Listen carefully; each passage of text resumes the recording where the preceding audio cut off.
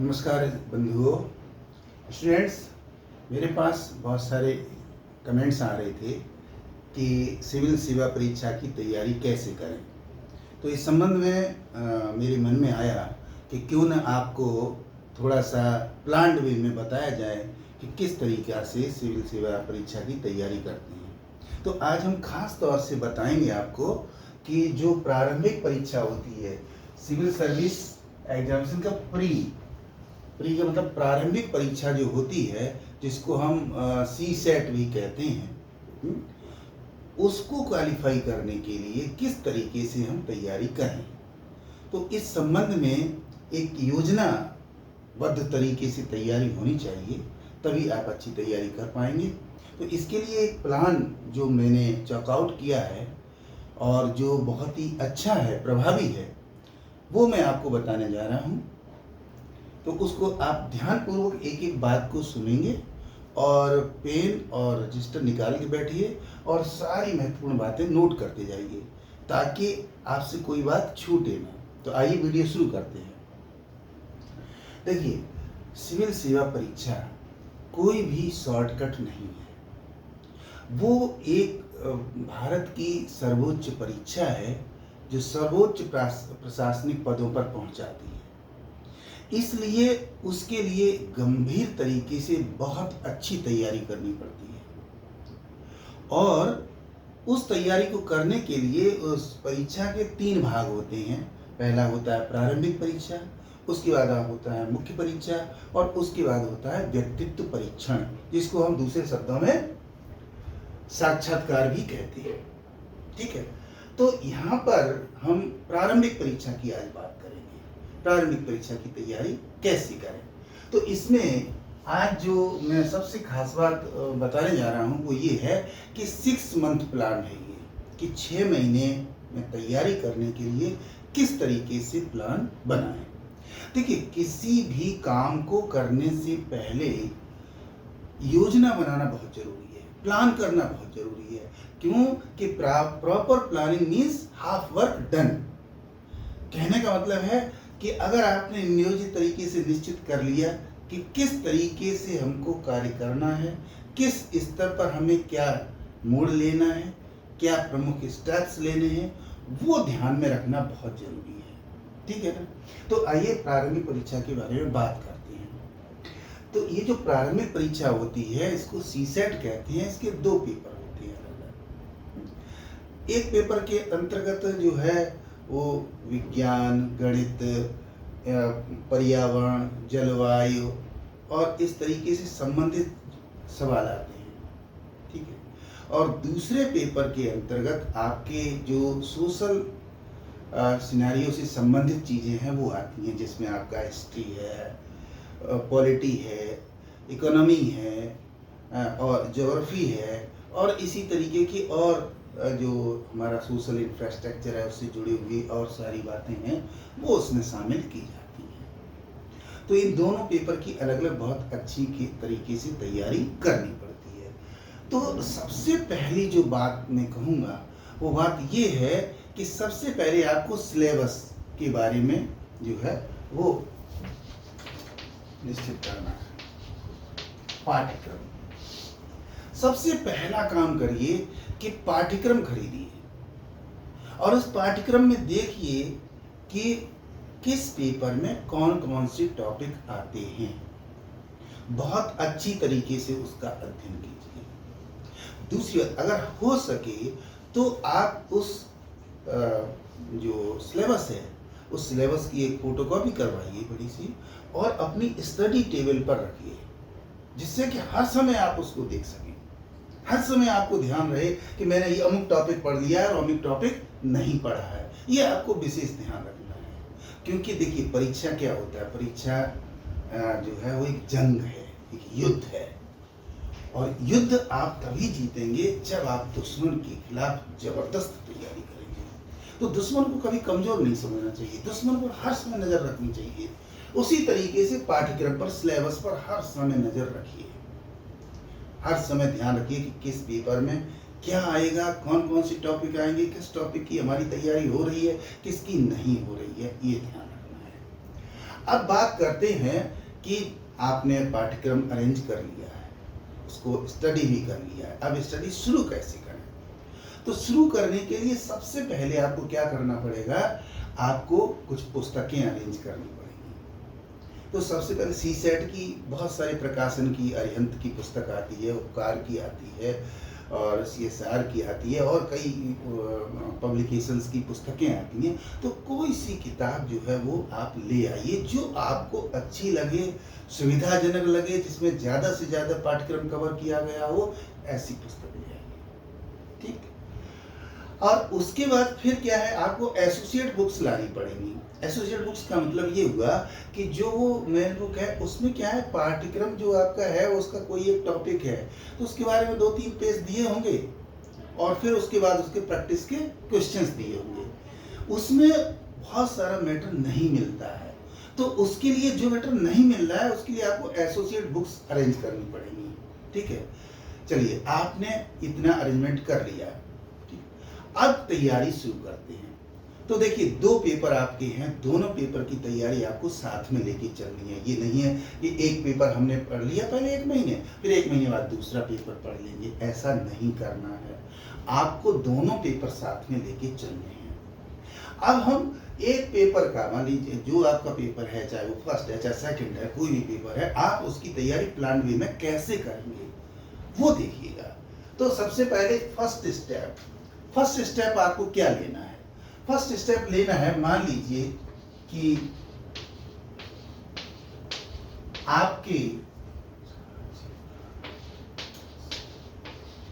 आपके उस पेपर के अंदर मान लीजिए कि 12 टॉपिक हैं।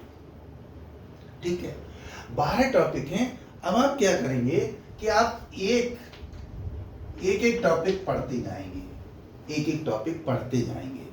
ठीक, और जब एक टॉपिक पढ़ेंगे, एक टॉपिक आपने पढ़ लिया 1 दिन में, और पढ़ने के बाद फिर उसके नीचे जो क्वेश्चंस दिए हुए हैं, जो प्रैक्टिस क्वेश्चन हैं, उन क्वेश्चंस को आप अपने आप स्वयं करेंगे ईमानदारी के साथ।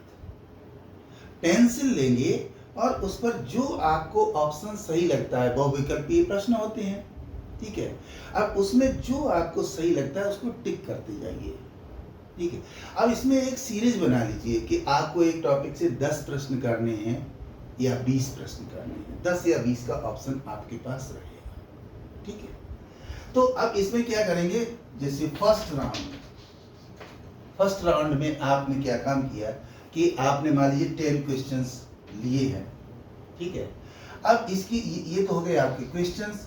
इसके बाद ड्यूरेशन आपकी हो गई है इसकी 1 डे। ठीक है, अब स्कोर, तो जब आप फर्स्ट राउंड करेंगे तो आप देखेंगे कि आपका स्कोर जो है वो 20 से लेकर 25% तक जा रहा है। आपको इस तरीके से क्या करना है कि आप देखिए, अगर आपने ठीक ठाक स्टडी की है तो आपका स्कोर 20 से 25% के आसपास जाएगा। तो जब आप फर्स्ट टाइम इसको देखेंगे तो आपको ये लगेगा, अरे हमारी तो स्कोरिंग बहुत कम हो रही है। बिल्कुल कम होगी, घबराने की कोई जरूरत नहीं है। तो ध्यान क्या देना है आपको कि इसी तरीके से एक टॉपिक पढ़ते जाइए, और पूरे 12 टॉपिक आपने पढ़ लिए। इन 12 टॉपिक को पढ़ने के लिए एक टॉपिक को आप जो है वो 2 दिन दे सकते हैं। एक टॉपिक, एक पेपर का एक टॉपिक पढ़ने के लिए आप 2 डेज दे सकते हैं। तो इस तरीके से अगर आप देखेंगे तो ये आपके 24 डेज हो जाते हैं, लेकिन हम इसको यहाँ 30 डेज मान के चलेंगे। 30 डेज मान के चलेंगे इसको। तो 30 दिन के अंदर आपने इस पेपर का एक राउंड आपने पूरा कर दिया। 30 डेज के अंदर ये मान के चलिए। भाई किसी दिन आपको कोई इमरजेंसी लग गई या आप उसको नहीं कर पा रहे हैं, स्टडी नहीं कर पाई, कोई बात नहीं है, हम इसको 30 डेज का पीरियड मान करके चलते हैं। तो ये आपका हो गया फर्स्ट राउंड, जिसमें आपको एक टॉपिक लेना है। लेकिन यहां आपको एक समस्या होगी। समस्या ये होगी कि जब आप फर्स्ट टॉपिक पढ़ेंगे, फर्स्ट से सेकंड पर जाएंगे, सेकंड से थर्ड पर जाएंगे, तो इधर तो आप आगे बढ़ते जाएंगे, लेकिन पीछे का आप कुछ ज्यादा से ज्यादा आंसर भूलते जाएंगे। तो क्या करना पड़ेगा आपको, राउंड सिस्टम करना है। तब राउंड सिस्टम के लिए सेकंड स्टेप में जाएंगे। अब आप क्या करेंगे,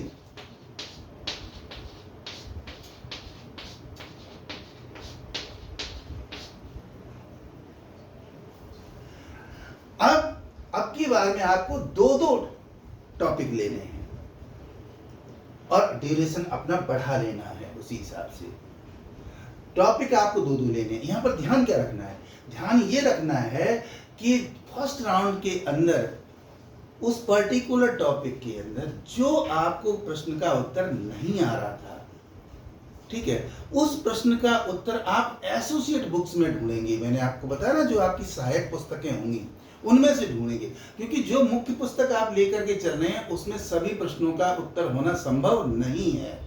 ये पहले ही आपने, क्योंकि 4-5 पेज के अंदर किसी एक टॉपिक की पूरी विषय सामग्री नहीं दी जा सकती, इसलिए आपको एसोसिएट बुक्स तो पढ़नी ही पड़ेंगी, चाहे वो पॉलिटी के संबंध में हो, चाहे वो हिस्ट्री के संबंध में हो, चाहे ज्योग्राफी हो, चाहे इकोनॉमी हो।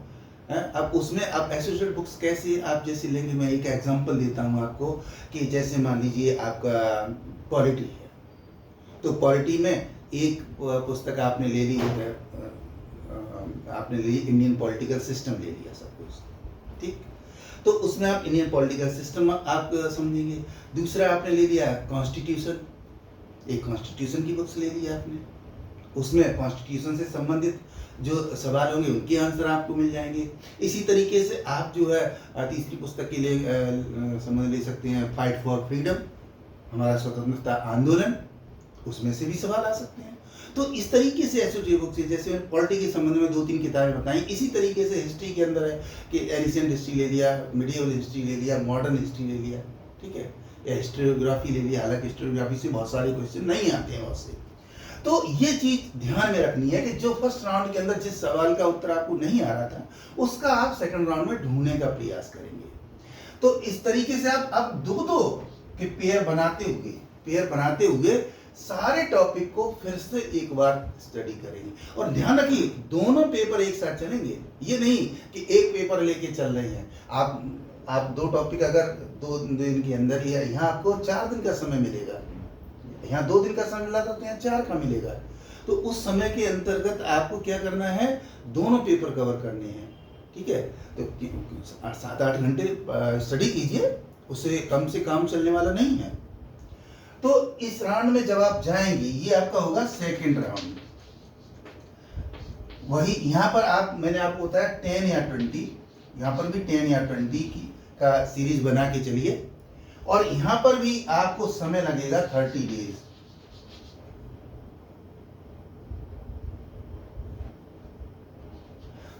का समय लगने वाला है। तो जब इस राउंड में आप आएंगे तो आप देखेंगे कि आपकी स्कोरिंग 25 से लेकर 35% तक होने लगी है। इंप्रूवमेंट आपको नजर आएगा। हो सकता है कि इससे ये कोई फिक्स नहीं है, 1-2% से ज्यादा भी हो सकता है, कम भी हो सकता है। ये एक मोटा अनुमान है कि इस तरीके से आपकी स्कोरिंग होगी, ठीक है। ये आपका सेकंड राउंड हो गया। अब आप जाएंगे थर्ड राउंड में।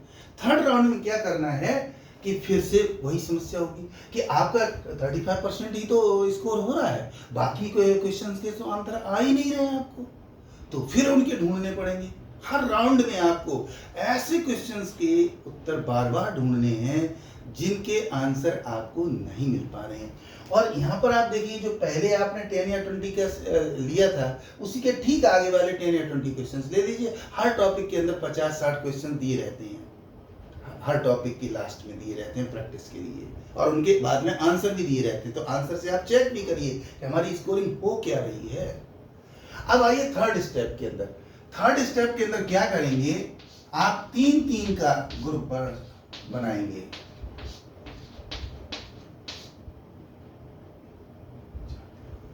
तीन के ग्रुप बनाएंगे आप, कि पहले 1 पढ़ा, फिर 2 में ग्रुप बना के पढ़ा, फिर 3 में पढ़ा। कोर्स आपका वही है, ठीक है। यहाँ आप इस सीक्वेंस को आगे बढ़ा सकते हैं अपने टॉपिक के अनुसार, जितने आपके टॉपिक है। ये मैं एक एग्जांपल लेके चल रहा हूँ कि हमारे मान लिया कि हमने 12 टॉपिक है, लेकिन अगर ये कम जाते हैं तो आप उसी तरीके से अपने आप को फ्लेक्सिबल करते हुए इसको अरेंज करेंगे, ठीक है। जब इस राउंड में आप आएंगे तो आप देखेंगे कि इस थर्ड राउंड में भी ये आपका वही चलेगा क्रम और समय भी वही चलेगा। स्कोरिंग आप देखेंगे 35 से लेकर 45% तक आ जाएगी, और ये हो सकता है कि आपकी 50% भी चली जाए, ठीक। तो इस राउंड में आकर के आप जो है थोड़ा कॉन्फिडेंट हो जाएंगे कि अब तो हमारे जो है वो मार्क्स ठीक ठाक आने लगे हैं। लेकिन अभी तैयारी नहीं हुई है पूरी, अभी स्टडी चल रही है आपकी।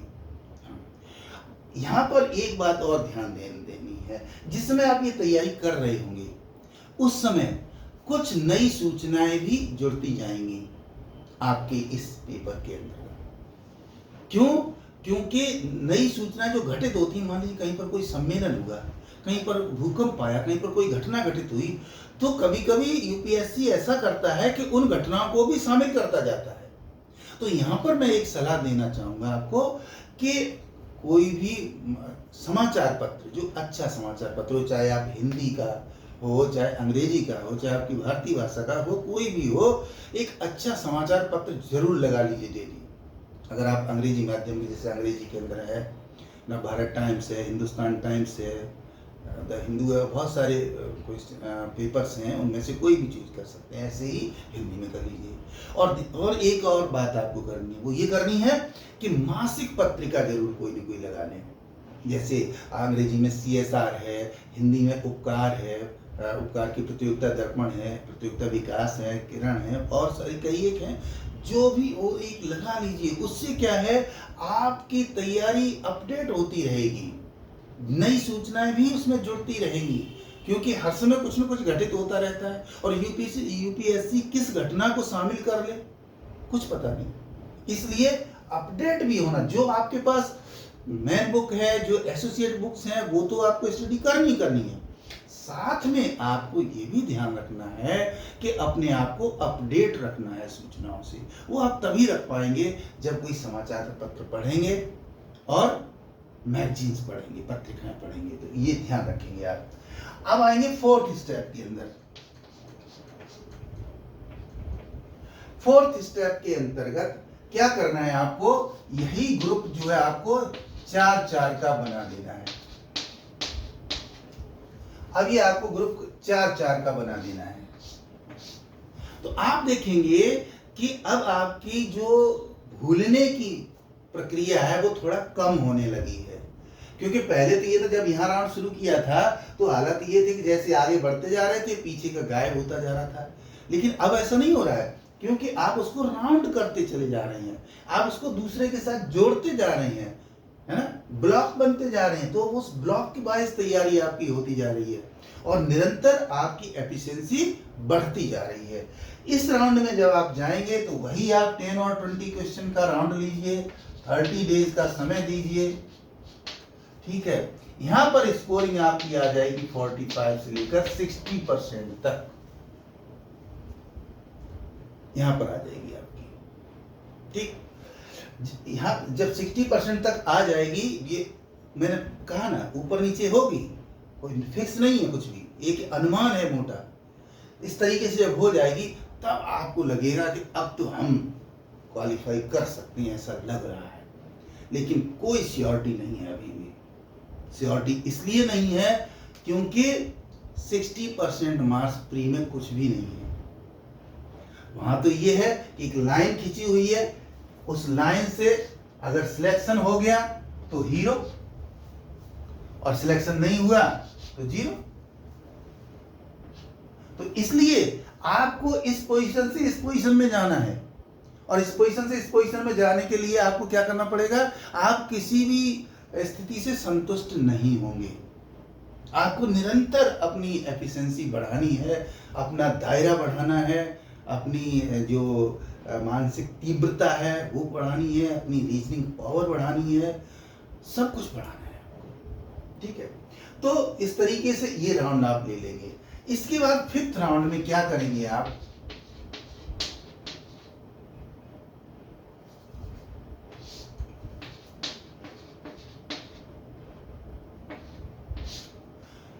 पूरा जो कोर्स है आपका उसको आपने दो भाग में बांट दिया। हमने 12 टॉपिक को 6-6 के भाग में 2 में कर दिया है, और फिर वही 10 या 20। यहां पर आप क्वेश्चंस की संख्या बढ़ा भी सकते हैं। यहां पर 10 की जगह आप कम से कम 20 लीजिए और यहां 30 लीजिए।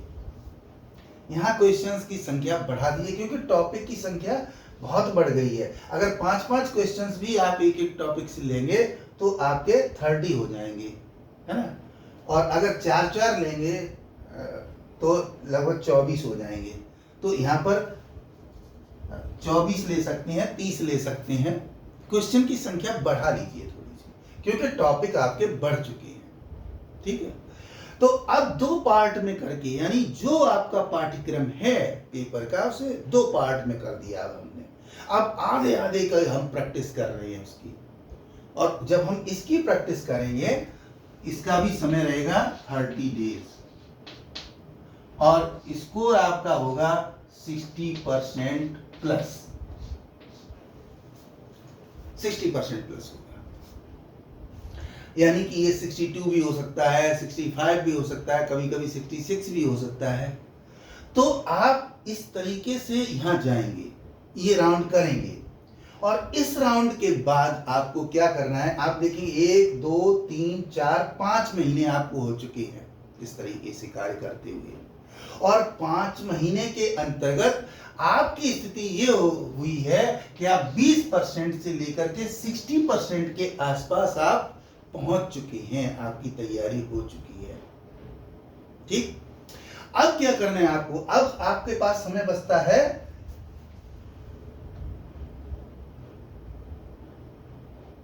ये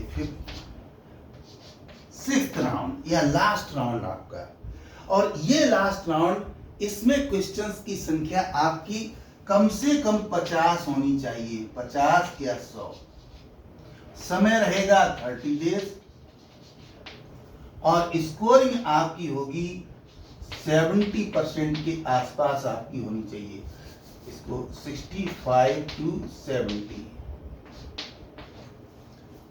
ये स्कोरिंग आपकी आएगी। जब आप इस लेवल पर पहुंचेंगे, अब यहां पर क्या करना है, यहां पर करना ये है लास्ट राउंड में कि जो पिछले वर्षों में उन पेपर्स के अंदर जो सवाल पूछे गए हैं बार बार, है ना, वो प्रश्न पत्र आपको हल करने हैं। मॉडल क्वेश्चन पेपर सॉल्व कीजिए, उनकी बार बार प्रैक्टिस कीजिए। जब आप बार बार प्रैक्टिस करेंगे तो आप देखेंगे कभी आपके 60% आ रहे हैं मार्क्स, कभी 62% आ रहे हैं, कभी 66 आ रहे हैं, कभी 70 आ रहे हैं, कभी 72 भी आ रहे हैं, कभी 75 भी आ सकते हैं। इस तरीके से आपका ये चलेगा, और 1 महीने तक आपको लगातार 50 या 100 क्वेश्चंस डेली करने हैं। जब डेली के कम से कम यहां पर आपको 20 सेट तो आपको करने ही करने हैं। जब आप 20 सेट ये कर लेंगे तब आप देखेंगे कि आपकी स्थिति 70% के आसपास हो चुकी है या उसके भी प्लस हो चुकी है। तब आपने आपको आप कह सकते हैं कि अब हमारी स्थिति इस तरीके की हो चुकी है कि हम क्वालिफाई कर सकते हैं प्री एग्जाम में, ठीक। तो स्टूडेंट्स, मैंने आपको आज ये बताया है कि प्री परीक्षा की, सिविल सर्विस की जो प्री एग्जामिनेशन है या सी सेट है, उसकी तैयारी कैसे करें। तो मैंने उसके लिए एक योजना बनाई है, 6 मंथ प्लान बनाया है। अगर इस प्लान को आप फॉलो करते हैं, स्ट्रिक्टली फॉलो करते हैं, और करना ही पड़ेगा, जब सिविल सर्विस की तैयारी कर रहे हैं तो आपको करना ही पड़ेगा। तो आप इस तरीके से करते हैं तो निश्चित रूप से आप एक ऐसे लेवल पर पहुंच जाएंगे कि आपके क्वालिफाई करने की संभावनाएं बहुत अधिक बढ़ जाएंगी। और बल्कि यूँ कहिए कि आप क्वालिफाई कर जाएंगे।